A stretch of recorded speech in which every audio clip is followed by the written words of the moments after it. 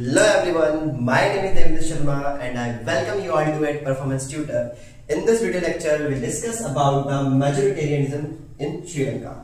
हमारे जो दो वीडियोस जो हमने ऑलरेडी कवर कर किए हैं, उसमें फर्स्ट हमने डिस्कस किया था the ethnic composition of Belgium and then उसके बाद हमने जो डिस्कस किया था it was ethnic composition of Sri Lanka.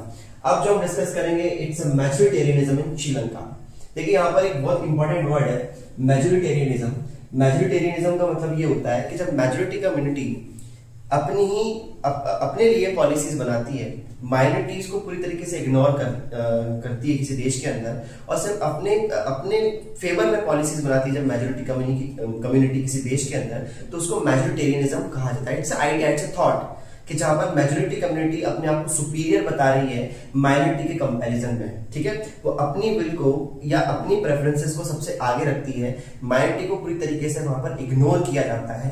इस टाइप के आइडिया को, इस टाइप की थॉट प्रोसेस को हम मैजोरिटेरियनिज्म कहते हैं. तो किस तरीके से श्रीलंका के अंदर मैजोरिटेरियनिज्म हुआ वो हम इस वीडियो के अंदर कवर करने वाले हैं. चलिए, यदि हम बात करें इंडिया, जैसे independent one in the year of 1947, वैसे ही Sri Lanka it was also the colony of Britishers.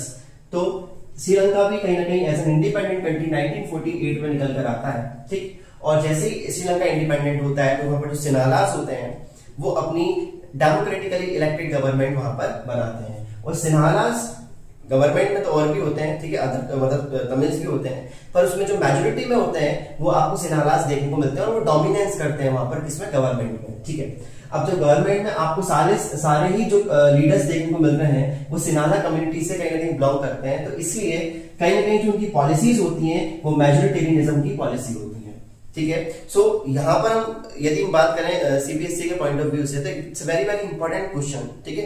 What were the majoritarianism measures taken by the Sinhalas to establish Sinhala supremacy, ठीक है. पीवाई के क्वेश्चन याद रखिएगा, ठीक है. तो इसके अंदर आपको क्या क्या पॉइंट्स लिखने हैं कि जब भी सिनाला सुप्रीमेसी से रिलेटेड या मैजोरिटेरियनिज्म से रिलेटेड क्वेश्चन पूछा जाता है तो फर्स्ट पॉइंट जो आपका होने वाला है it was a act of 1956.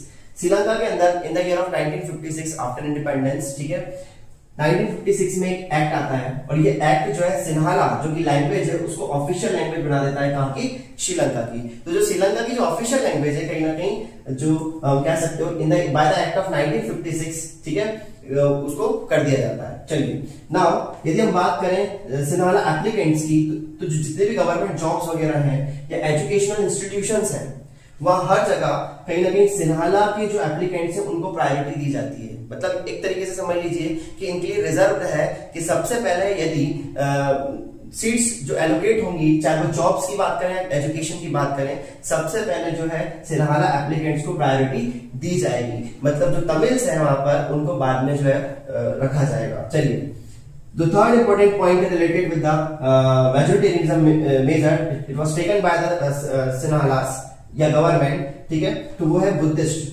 आपको पता है मेजोरिटी ऑफ द सिन्हालास का जो रिलीजन है वो बुद्धिस्ट रिलीजन है, इसलिए वो बुद्धिस्ट रिलीजन को ज्यादा फेवर करते हैं. और जो फॉस्टर बुद्धिज्म आपको जो है क्या देखने को मिलता है, श्रीलंका में देखने को मिलता है, वो बुद्धिस्ट जो बौद्ध धर्म है उसको कहीं ना कहीं फेवर करती है सारी पॉलिसीज, ठीक है. तो गवर्नमेंट जिस रिलीजन को फेवर कर रही है वो रिलीजन है आपका बुद्धिज्म. चलिए, ना अब हम आगे बढ़ते हैं. इसका इंपैक्ट क्या होता है, इसका इंपैक्ट क्या होगा भाई जब इस तरीके की मैजोरिटेरियनिज्म मेजर श्रीलंका के अंदर लिए जा रहे हैं, तो इसका इंपैक्ट क्या होने वाला है. जो इंपैक्ट हमको देखने को मिला वो ये देखने को मिला कि जो तमिल्स थे वो कहीं ना कहीं अपने आप को एलिनिएटेड फील करने लगते हैं. एलिनिएटेड का मतलब यहाँ पर ये होता है कि अपने को खुद को ही अपने देश में आउटसाइडर या ऐसा मानने लगना कि we are not belong from this particular nation, कि हम शायद बाहर से हैं. तो जब अपने ही देश में यदि आपको ये फील कराया जाने लगे कि यू आर आउटसाइडर, तो इस टाइप की फीलिंग को हम एलिनेशन की फीलिंग बोलते हैं, ठीक है. जैसे एलियंस होते हैं ना, उसी से ये वर्ड बना है एलिनिएटेड, ठीक है. तो जो तमिल्स थे वो कहीं ना कहीं उनके माइंड में या अपने आप को एलिनिएटेड फील करने लगे और उनके साथ काफी बड़े लेवल पर जो है डिस्क्रिमिनेशन आपको श्रीलंका के अंदर देखने को मिल रहा है, ठीक है. तो जो डिस्क्रिमिनेशन वो फेस कर रहे हैं और जिस तरीके का फीलिंग ऑफ एलिनेशन उनके अंदर डेवलप हो रही है, तो इसका सिग्निफिकेंस या हम बोले इसका जो कॉन्सिक्वेंसेस जो देखने को मिलेगा वो ये देखने को मिलेगा कि कहीं ना कहीं आपको श्रीलंका में प्रोटेस्ट नजर आएगा.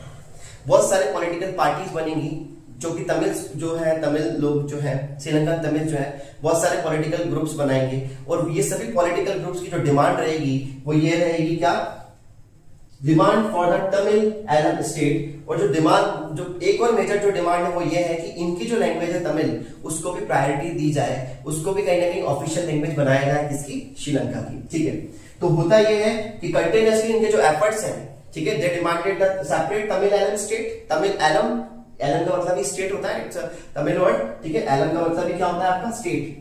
तो they demanded Tamil Eelam state. जब हमने जब हम ethnic composition of Sri Lanka discuss कर रहे थे तो मैंने बताया था कि श्रीलंका का जो ये वाला रीजन है, ठीक, ये नॉर्थ कौन सा, वेस्टर्न एरिया, ठीक है, जो नॉर्थ वेस्टर्न एरिया ये वाला, ठीक, इस एरिया में कहीं ना कहीं, सॉरी नॉर्थ ईस्टर्न एरिया, यहाँ पर कहीं ना कहीं श्रीलंकन्स क्या करते हैं, डिमांड करते हैं सेपरेट तमिल एलम स्टेट। ठीक है, it's north eastern area, not north western. तो यहाँ पर वो डिमांड करते हैं सेपरेट तमिल एलम स्टेट की, क्योंकि जो कंसंट्रेशन ऑफ तमिल्स है वो आपको इस एरिया में देखने को मिलते हैं, एक अलग से सेपरेट स्टेट की डिमांड करते हैं। ठीक है, चलिए, सो इनकी जो डिमांड्स होती हैं अपनी लैंग्वेज को ऑफिशियल लैंग्वेज बनाने के लिए, ठीक है, तमिल को, और एक स्टेट सेपरेट इनका कर दिया जाए, ये डिमांड्स कंटिन्यूअसली कह सकते हो कि जो सिन्हालास हैं वो कहीं ना कहीं नहीं मानते हैं, और इसका रिजल्ट आपको देखने को मिलता है कि श्रीलंका में होता है सिविल वॉर।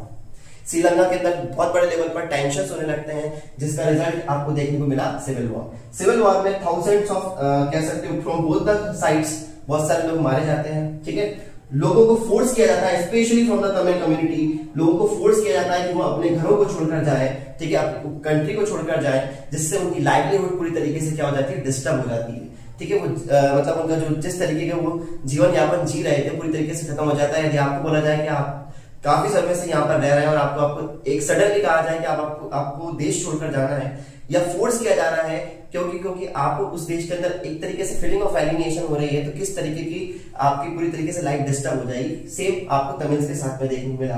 तो बहुत सारे तमिल्स एज अ रेफ्यूजीज कह सकते हो अपने देश को छोड़कर जाते हैं। ठीक है, बॉर्डर क्रॉस करके दूसरे एरिया में जाने लगे, एंड मेनी मोर कह सकते हो अपनी लाइवलीहुड को भी यहाँ पर खत्म उनकी हो गई, जिसका इम्पैक्ट श्रीलंका की इकोनॉमी पर पड़ता है। कल्चरल डेवलपमेंट श्रीलंका का कहीं ना कहीं स्टॉप हो जाता है। इकोनॉमिक डेवलपमेंट जो श्रीलंका का होना चाहिए सिविल वॉर में, वो नहीं आपको देखने को मिला। तो डायरेक्टली सिविल वॉर पूरी तरीके से पूरी कंट्री को एक तरीके से डिस्टर्ब करके रख देता है। सिविल वॉर फाइनली एंड होता है इन द ईयर ऑफ 2009। ठीक है, धीरे धीरे ये चीजें आपको देखने को मिली। So this was all about the majoritarianism measures जो कि लिए गए by the Sinhalas community to establish their Sinhala supremacy. ठीक है, सो ये अभी हमने मैजोरिटेरियनिज्म श्रीलंका कवर किया है। आगे आने वाले हमारे वीडियो में हम कहीं ना कहीं डिस्कस करेंगे अबाउट द एकोमोडेशन, ठीक है, जो ऑफ बेल्जियम का जो टॉपिक है वो हम देखने वाले हैं। यस, यदि अभी तक आपने मेरे चैनल को सब्सक्राइब नहीं किया है तो प्लीज पहले चैनल को सब्सक्राइब करें और ज्यादा से ज्यादा शेयर करें। Thank you so much.